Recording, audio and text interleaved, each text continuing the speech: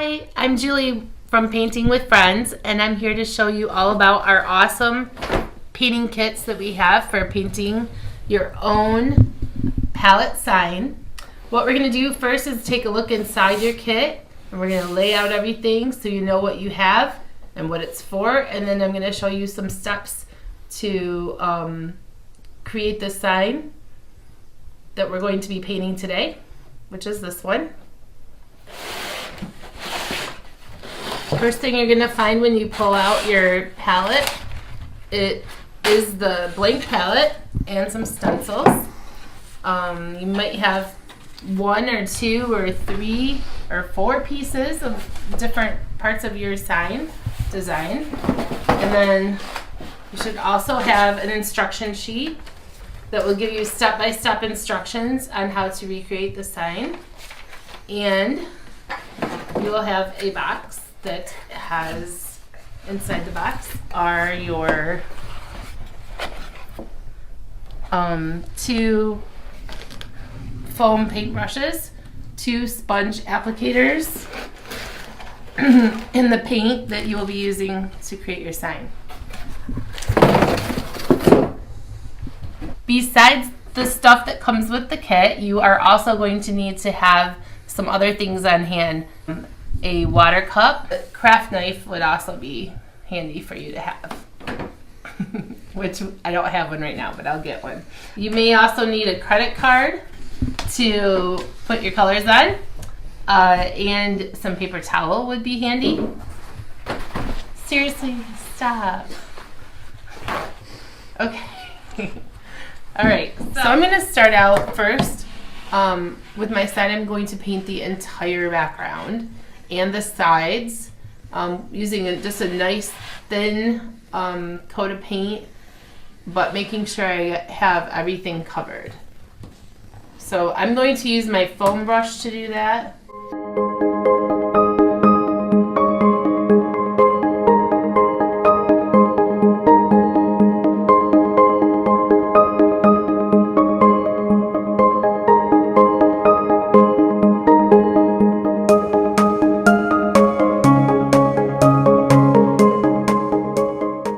Have any big globs of paint, just kind of smooth them out just like this so that it doesn't take so long for your sign to dry. And then I'm just going to let that sit and dry for a little bit till it's dry to the touch.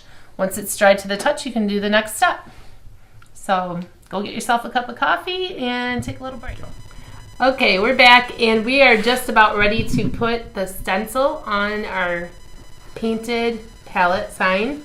You notice that I've let this dry. It's dry to the touch, which means I lay my hand on here and nothing's coming off. Well, I had paint on my hands, but that's from earlier.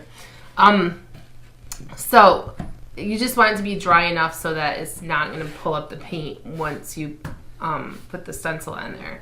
And I also want to tell you that even though our kit comes with a certain color for the background, you can use your own paint too. I am using just this apple barrel paint, which is from Walmart. You can choose, like, if you wanted a gray background instead of white, you could do that. So that's up to you. The kit comes with the colors that are in the design, but you're welcome to do your own thing, of course. Okay, so to get the stencil ready to apply to your wood, you are going to need to peel off the paper from the back. It should easily just come off. You just need to be careful when you're pulling it off that you're not pulling pieces of the stencil up with it. And so this is where some fingernails might be necessary. When you're pulling the paper off, if you kind of hold it flat like this, it should come off a little easier. If you notice any pieces are sticking to the paper, that's where your X-Acto knife might come in handy to pull those back down. You can just use the blade and kind of pull them off the paper and stick them back down where they need to go. But it peels off pretty easily. Okay, and then you don't need that anymore. Now the next step is the side that's sticky is going face down on your sign.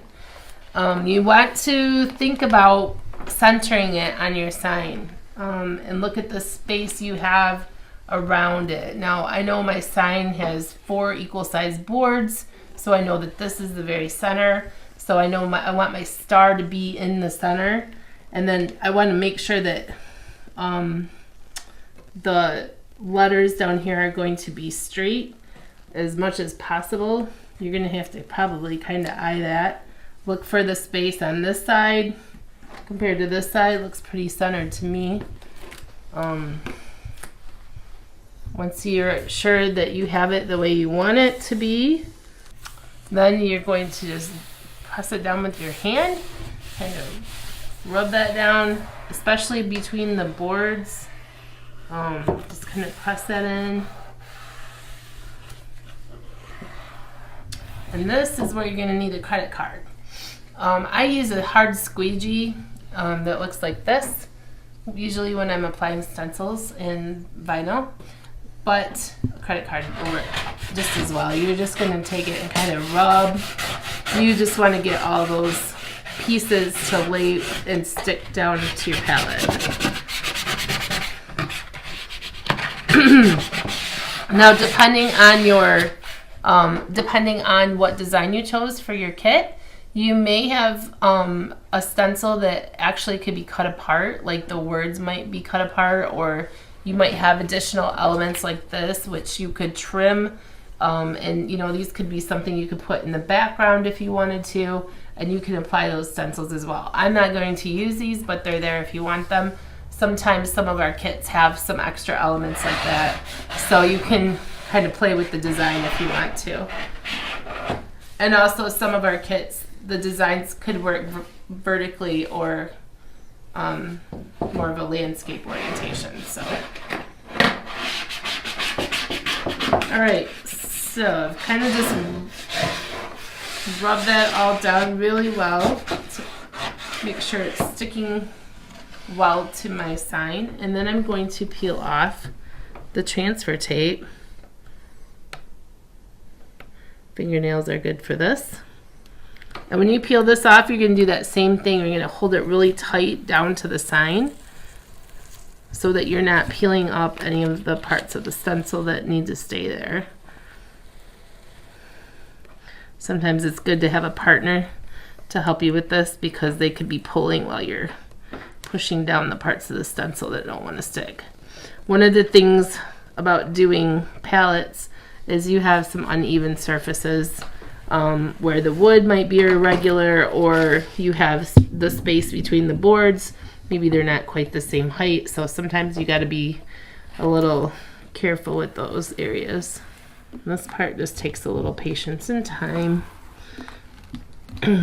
so that you don't lose any of those tiny intricate pieces that are important to your design.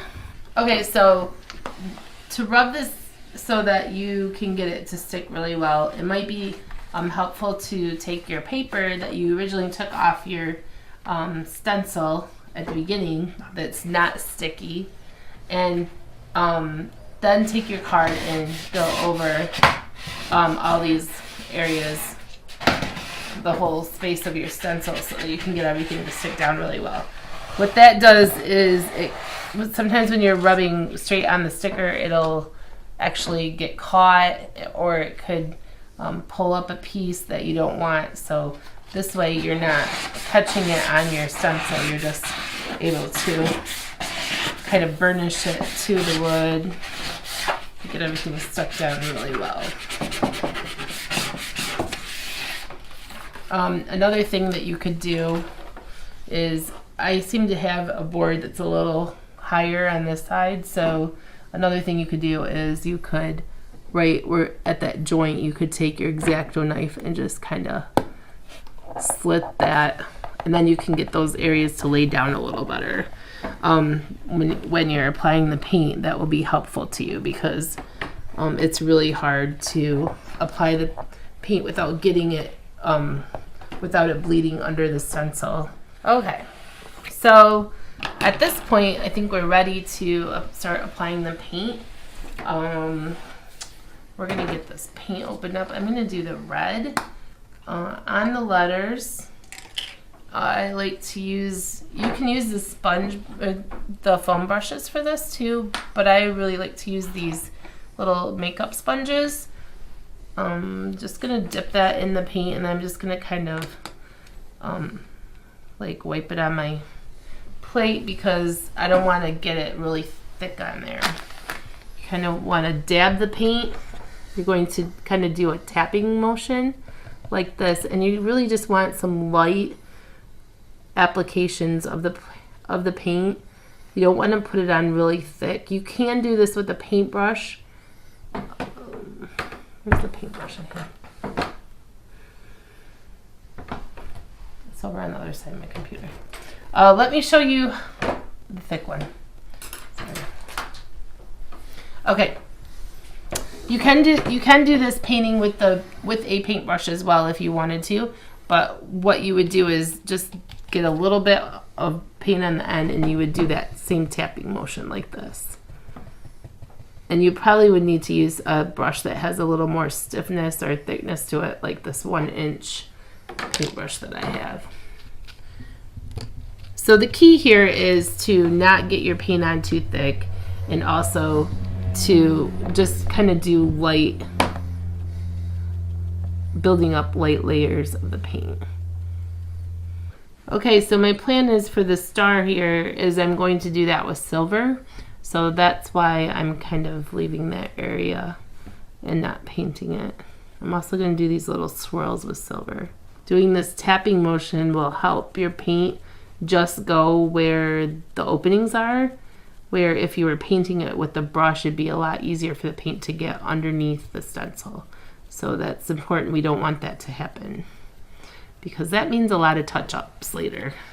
As you're painting this, just keep in mind that it takes a little patience to do this. It's kind of tedious, but having that patience will actually give you a better product in the end. Just take your time, put some nice music on, play your favorite TV show in the background or something, and just go nice and slow, building up those layers. It's also important to note that I'm not actually like just dipping the brush in it, or the sponge into the paint. I'm getting the paint on there, but then I'm like wiping it on my plate. So you can see that my sponge doesn't actually have tons of paint on it. Okay, so I've just got my tiny brush here. It's a number 2 round brush, and I'm just dipping into a little bit of paint and kind of getting these little cracks between my boards. I just wanted those to be filled in a little bit more. Okay, so I'm going to start with my silver here.